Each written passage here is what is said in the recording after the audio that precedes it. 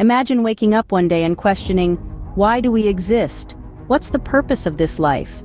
This is not a question of the mundane, but a profound query that has echoed through the corridors of time, reverberating in the minds of philosophers, poets, mystics, and anyone who has dared to gaze into the abyss of the unknown. This question, this deep-seated curiosity about the essence of existence, is the very fabric of our philosophical journey. It is the riddle that has puzzled mankind since the dawn of consciousness, the enigma that has given birth to countless philosophies, religions, and artistic expressions. In the following scenes, we will be exploring this question from various philosophical perspectives. From the absurd to the existential, from the nihilistic to the spiritual, each perspective offers a unique lens through which we can view and understand this complex and captivating question. Dive with us into this deep ocean of thought as we try to unravel the mystery of life's purpose. We begin our journey with the absurdists, who view life as a chaotic dance devoid of meaning. This perspective, deeply rooted in the writings of Albert Camus, postulates that life is a riddle without a solution, a song without a melody. Camus, in his seminal work The Myth of Sisyphus, painted a vivid picture of the human condition. He likened us to Sisyphus, the Greek mythological figure condemned to push a boulder up a hill, only to watch it roll back down, repeating this task for all eternity. This, to Camus, was a metaphor for the human condition, a ceaseless striving in a world devoid of meaning or purpose. Yet in this bleak landscape, absurdists find a strange kind of freedom. Since there's no grand cosmic plan, no divine puppeteer pulling the strings, we are the masters of our own dance. We write our own scripts, create our own melodies in this silent universe. The absurdists urge us to rebel against the meaninglessness, not with despair, but with passion, with art, with the joy of existence itself. They ask us to embrace the absurdity, much like the protagonist of Camus' novel, The Stranger, who finds peace in accepting the senselessness of life. They urge us to create our own purpose, like a jazz musician improvising a solo on a silent stage. And so, the absurdist perspective offers us a way to navigate this chaotic dance called life. It encourages us to find meaning in the meaningless, to create purpose in the purposeless. It's like writing a song in a language that only we understand, or dancing to a beat only we can hear. In the words of Friedrich Nietzsche, another philosopher with absurdist leanings, one must still have chaos in oneself to be able to give birth to a dancing star. The absurdists, in their whimsical, chaotic way, invite us to become that dancing star. In the grand cosmic theater, the absurdists believe we are both the audience and the performers. This is the essence of the absurdist perspective, a life that is both a grand spectacle and a deeply intimate performance, a dance of chaos and creation. From one extreme to another, we now turn to the nihilists, who declare life to be without objective meaning, purpose, or intrinsic value. Nihilism, a philosophical viewpoint that we owe largely to Friedrich Nietzsche, proposes that life, in its most raw form, lacks inherent meaning. Nietzsche, a German philosopher, poet, and philologist, had a penchant for asking the hard questions. He once stated, "He who has a why to live can bear almost any how," suggesting that purpose is a powerful motivator in life.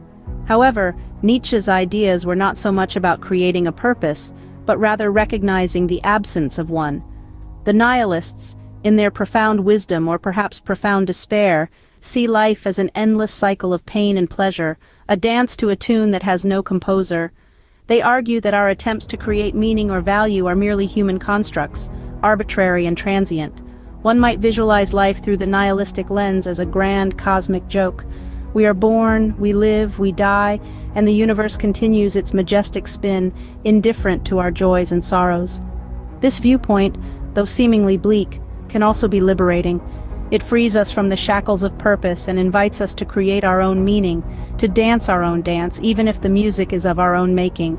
Nihilism also challenges us to confront the existential dread that comes with the recognition of life's inherent meaninglessness. This dread, however, is not to be feared. Instead, it is to be embraced, for it is in this confrontation that we truly begin to live. In the grand scheme of things, life may indeed be meaningless. We may be but transient beings on a tiny blue dot, lost in the vastness of the cosmos. Yet it is precisely this ephemerality that makes life so precious, so beautiful, and so profoundly human. To the nihilists, life is but a flickering flame in the endless night of the universe. But remember, even a flickering flame can cast long shadows and illuminate the darkest corners. It is in this flickering flame that we find our existence, our resilience, and our capacity for joy and sorrow. Contrasting the nihilists, the existentialists argue that life does have meaning, but it's up to us to find it. This philosophy, existentialism, is a leap from the abyss of nihilism into a realm where individuals are the architects of their own existence. It's a philosophy that declares, you and you alone are responsible for giving your life purpose and creating your own destiny. Let's take a stroll through the mind of one of the prominent existentialists, Jean-Paul Sartre. Sartre believed in the notion of radical freedom and personal responsibility. According to him, each of us is as an artist, and life is our canvas. We are born without a predetermined nature, and it's up to us to define ourselves through our actions and choices. Like an artist standing before a blank canvas, we might feel overwhelmed by the infinite possibilities. Yet it's this very freedom that allows us to create a masterpiece out of our lives. However, with this freedom comes a heavy load of responsibility. We can't blame society, fate, or divine will for our circumstances. We are the ones holding the brush, and we must own every stroke we make on this canvas of existence. To further illustrate this point, let's consider a famous pop culture reference. Remember when Bob Dylan sang, "The answer, my friend, is blowin' in the wind"? Well, the existentialists might interpret that as an invitation for us to seek our own answers. The wind is the boundless realm of possibility that life offers, and it's up to us to catch the answers as they blow by. Existentialism is a call to action, a call to consciousness. It's a reminder that life won't hand us a ready-made purpose on a silver platter.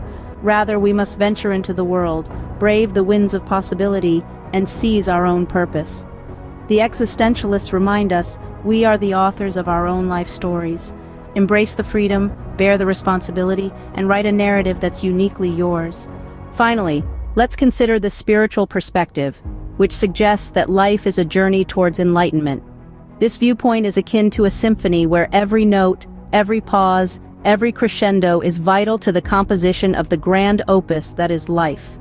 Across the globe, a myriad of spiritual beliefs echo the sentiment that life is a profound journey of spiritual growth. Let's take a moment to delve into some of these beliefs. In Hindu philosophy, the concept of karma guides life's purpose. Karma, a Sanskrit word meaning action, implies that every action has a consequence. It's like a cosmic ledger with deeds, good and bad, shaping our destiny.